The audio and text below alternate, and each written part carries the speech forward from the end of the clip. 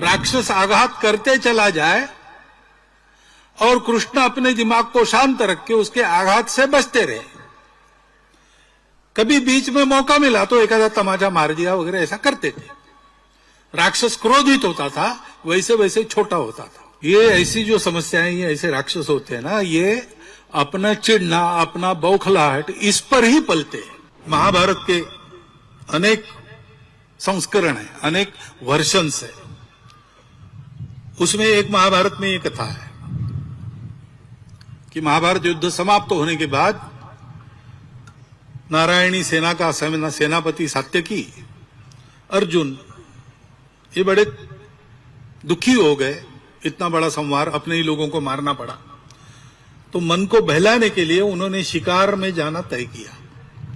कृष्ण को कहा साथ में चलिए, तो तीनों गए। शिकार खेलते खेलते सायंकाल होगी, रात्रि आने लगी। तो भाई जंगल में से यात्रा करके वापस जाना रात को नहीं करना, कैंप करना। इसलिए एक पेड़ के नीचे कुछ भोजन बना के खा लिया और सोने की तैयारी हुई। जंगल है इसलिए पहरा देना है। तो सात्यकी पहले रक्षण करेगा, उसके बाद अर्जुन की बारी, उसके बाद श्री कृष्ण की बारी। 3-3 घंटा करेंगे। तो सात्यकी रक्षण करने लगा। तो इन दोनों जंगल में राक्षस होते थे। तो एक राक्षस आया वहां पे, मायावी था, उसका आकार अंगूठे जितना ही था। अंगूठे जितने राक्षस ने आकर सात्यकी को कहा, बहुत अच्छा हो गया, तुम तीनों एक साथ मिल गए।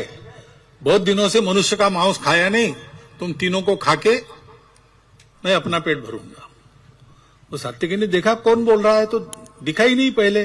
बाद में उसको ध्यान में आया कि घास के पत्तों के पीछे एक अंगूठे जितना राक्षस बोल रहा है। तो सात्यकी जोर से हंसा कि वास्तव में तुम्हारा मुंह बहुत छोटा है और तुम बहुत बड़ी बात कर रहे हो।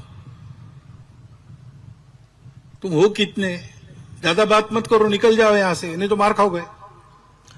तो राक्षस कहा, तुम मनुष्य हो इसलिए मुजोरी कर रहे हो, अभी तो कुछ हुआ ही नहीं और तुम मुझे धमकी दे रहे हो।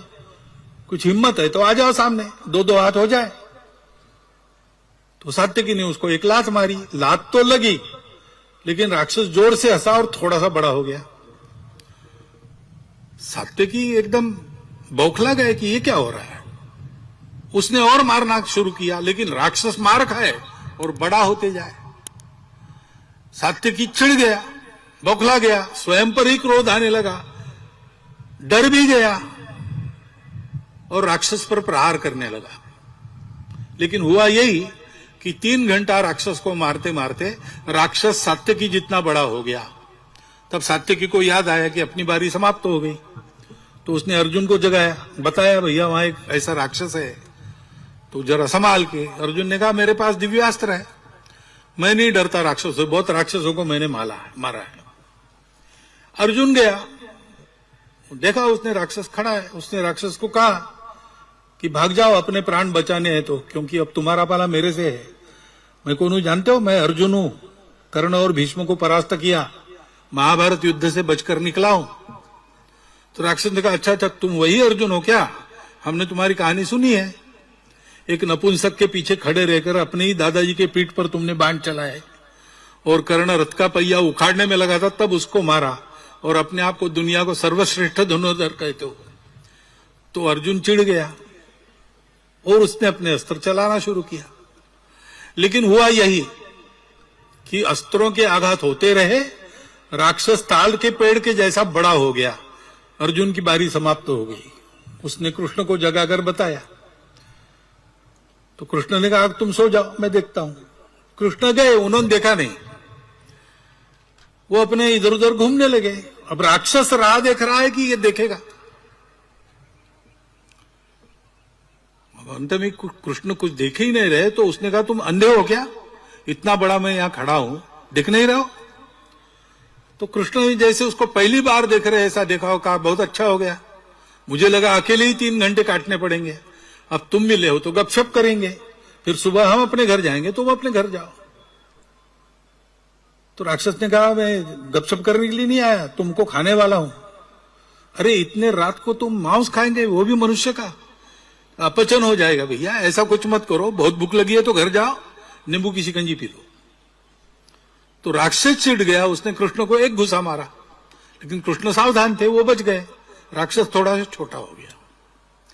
फिर आगे यही चला, राक्षस आघात करते चला जाए और कृष्ण अपने दिमाग को शांत रख के उसके आघात से बचते रहे। कभी बीच में मौका मिला तो एक आधा तमाचा मार दिया वगैरह, ऐसा करते थे। राक्षस क्रोधित होता था, वैसे वैसे छोटा होता था, और फिर से अंगूठे जितना बन गया, तब कृष्ण ने उसको उठा के अपने पल्लू में बांध लिया। बाद में पूछा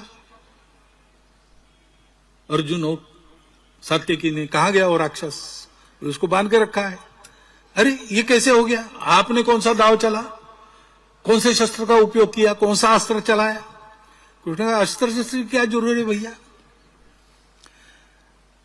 ये ऐसी जो समस्याएं, ये ऐसे राक्षस होते हैं ना, ये अपना चिढ़ना, अपना बौखलाहट, इस पर ही पलते हैं। और इसलिए दिमाग शांत रखो। पहली बात समझो अपनी शक्ति क्या है, उसको बढ़ाते रखो। समझो उनकी शक्ति क्या है, ये ठीक से समझते हो और शांत मन से सोचते हो, तब कब क्या करना सब समझ में आता है। अपने देश के सामने अनेक समस्याएं हैं, है ठीक है। कब नहीं थी और किसके सामने नहीं थी, किस देश के सामने नहीं थी, सबके सामने थी। समस्याओं का होना महत्वपूर्ण नहीं है, समस्याओं का प्रतिकार करने वाले हम हैं। हमारी गुणवत्ता क्या है, हमारी एकता कितनी है। संगठन यानी क्या है? एकता।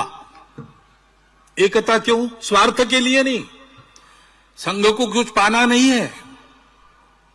तेरा वैभव अमर रहे मां, हम दिन चार रहे न रहे। हम तो समझते कि हम जो कर रहे हैं, भाई गीत सुना आपने, गंगा जले गंगा पूजा है, जिससे लिया उसी को वापस कर रहे हैं। वो हमारी जननी है, उसके लिए हम काम कर रहे हैं, वापस कुछ मांगना नहीं है, हमको नहीं चाहिए कुछ। जो भी हमारे पास है वो तुम्हारे काम में लग जाए, हम धन्य हो जाएंगे, जीवन भी जाए तुम्हारे के लिए। ऐसे हम हैं, हमको पाना कुछ नहीं है। फिर हमारी एकता का आधार क्या है?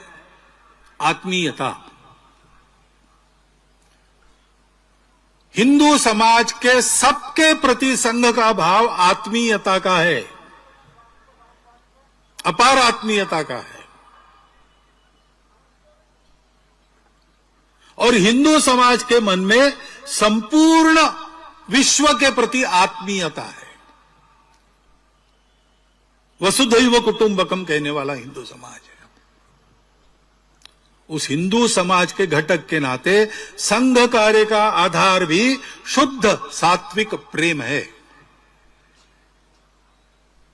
ये प्रेम स्वार्थ के लिए नहीं है, ये प्रेम ध्येय के लिए है। परम वैभवम ने तुम्हें तत्स्वराष्ट्रम, इसके लिए हम काम कर रहे हैं।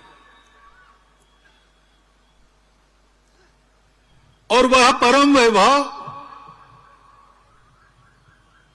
देश का जब होगा, तब देश क्या सोचेगा? देश सोचेगा, हिंदू समाज सोचेगा, हिंदू राष्ट्र सोचेगा वसुधैव कुटुंबकम। भारत बड़ा होता है, सारी दुनिया की मित्रता करता है, शत्रुता करने वालों से भी मित्रता करने का प्रयास करता है।